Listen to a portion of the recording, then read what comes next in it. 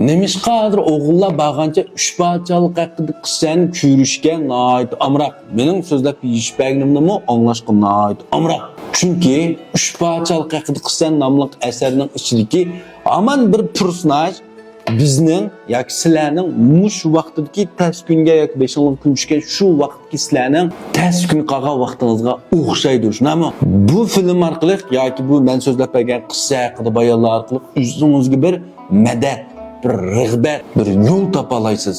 To'g'rimi, xatomi? Unda esa hozir siz 20 yoshlarda hechni boshqa ep chiqarmagan ko'nglingizni nurg'un buyuk orzu va lekin qasni qilishni uqmayotgan, nadim boshlashni uqmayotgan bir xil tushkun, umidsiz kayfiyatda bo'lsangiz, unda esa bu asardagi Sunsa bilan Jo'yu qarang. 20 yoshlarning qarshisiga bu yerda Sunsa o'zining dadisining cho'ng qotilining birisi bo'lgan Yuan Shuning qo'l ostida maaş ishlayotdi. Xizmatkor bo'lib, shuning qo'l ostidagi sandiqni olib xizmat qilayotgan. 20 yoshlarning qarshisidagi Jo'yu bo'lsa, uni buni qamlashtirolmay eng oxirida butkul bisatini akilib, Sunsa bilan birlikda cho'ng bir ishqa cho'ng yiqildi deb tavakkul qilishni endi boshlagan. Bu ikkisi amaliyotmush boshlagan vaqtingizda nihoyat tajribasiz, yo'lanchiksiz, muntizim bir baliq yer maydonim yo'q, qo'shining tayliqli bir odamlar. Biroq mushundaq vaqtingizda bu ikkisi ulug' bir nishonni planlab, buyuk maqsad uchun qo'rqmay yo'l oldi, qo'rqmay cho'ng yiqildi. Bu ikkisining bu yerdagi jasoratiga biz qoyil olmay amalimiz yo'q. O'g'il bola degan mushundaq jur'atli bo'lish kerak. Shundami? Keyinchi bular haqiqatan g'alaba qilib Jangdongni 10 yildak idora qildi. Cho'ng iyilikdan birini tiklay oldi. Unda bo'lsa navatsiz hozir bir 25lardan eshib bo'lgan 27-28 yoshlar kirib, yeni ishni qamlashtirib olmay, lekin cho'ng ishlarni qilg'izlamashda odam bo'lsa, Liu Xuanni qarang. Bu ish og'irni qarang. Mushu vaqtdan o'zida bular Liu Bei'ga borch qilindi. Bu vaqtdagi Guayu odam o'ldirib qochib kelgan bir qoshqun baqavul. Bu vaqtda Zhang Fei bo'lsa, meyxonachiga bir go'sht sotgan bir qassob. Endi bu uch birlashib, bir niyat, bir maqsadda 30 yil tirishib, jonining 3dan 1 erishib, ajoyib katta nusrat qozondi. Shuning uchun hozirgacha tilladi doston. Ba'zilar mushada Liu Bei'ni kalvalik qildi deydi. Lekin tarixdan buyon har qanday bir podsholar o'z maqsadi, podshohligi, o'z zimin uchun o'zining birodarlari hatta qarindoshlaridan kashkin bularni hatta o'z qashlab o'ltirayotgan. Faqat Liu Bei o'zining birodarlarining intiqomi uchun jondan kechdi.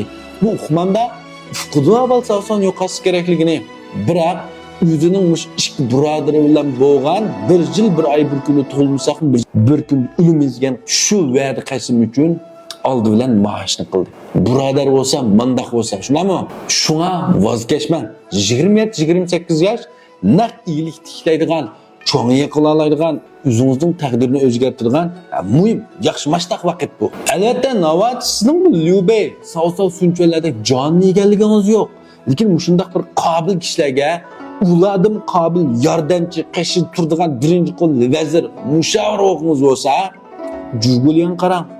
Jugulyan 27 yoshgacha kapsidan chiqmagan. Mush vaqtning o'zida bu Liu Bei'ni tanladi.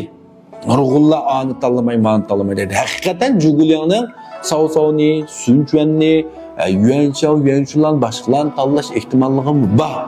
Liu Bei'dan boshqa har qanday birisini tanlasa, Liu Bei bergandan oshirib maosh ta'minot, pul bu deganni ularni oshirib tura oladi. Biroq Jugulyan Liu Bei'ni tanladi.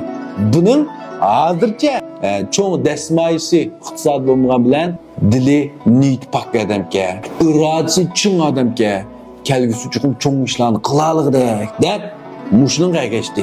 Endi siz 30 yoshlarga kirib bir cho'ng mag'lubiyatlarga uchrab tushkunlashib ketgan bo'lsangiz, Jo'yuga qarang. Jo'yuni bayada 20 yoshdan boshlab iyilik Jangdongni banda qilgan bo'lsa, 30 yosh kirgan vaqtingizda buning xo'ransi, o'zining birodari Saudadagi shirgi bunu tashlab ketdi, o'lib ketdi. Bu Jangdong endi noma'lum 3-bir buni insi qilib qoldi. Mushundaq vaqtda bu Jo'yu endi nari tasattiram qanday qilamiz deb tursa, buning ustiga kim keldi? Savsov tuman ming kishilik qo'shin bilan Shirbiga bostirib keldi. Endi bu savsov qarshi chiqmasa olmaydi. Lekin mushundaq vaqtda Jangdongnikilar bir niyat, bir maqsad emas. Bularning yerimi endi Jo'yuga bo'ysunmaydi. Bular taslim bo'laydi deb atadi. Yermi bular buning ayg'ishidigini jang qildi deb atadi. Joyi qanchalik taskinni qaldimi shu vaqtimizda o'ylab baqqanlar. Biroq Joyi voz kechdimi? Joyi mag'lub bo'ldimi oxirida? Tushib bir o't bilan Savsovning 70 tumanlashganini ko'ydirib etib, butun joni tong qoldi deb. Ta bugungacha tilla doston so'zlayapmiz. Shundaqmi? Yeni 40 yoshga kirganlar Lyubey qarab baqling. Lyubey qarsak bu jang qilgansir yengilyotdi, yengilgansir jang qilyotdi. Xotin bolalardan talay qatim arildi, baliqlardan, qo'shinlardan, hammani o'zining jindimalak, hammasdan talay arildi. Talay mag'lub bo'ldi, vayron bo'ldi. Biroq Lyubey voz kechdimi? Izchil voz kechmadi. O'zining shamshirini, o'zining niyat maqsadini, shu nishonini qilch tashlab baqmadi. Oxirida jonining 3dan 1ni olgan bir xaqonga aylandi. Lyubey mushundaq qilsizlar, Lyubeyning tatgan jafosini yerini tatib baqmanglar, uning mag'lubiyatining 3dan 1ga mi uchrab baqmanglar. Demak, biz voz kechsak bo'lmaydi.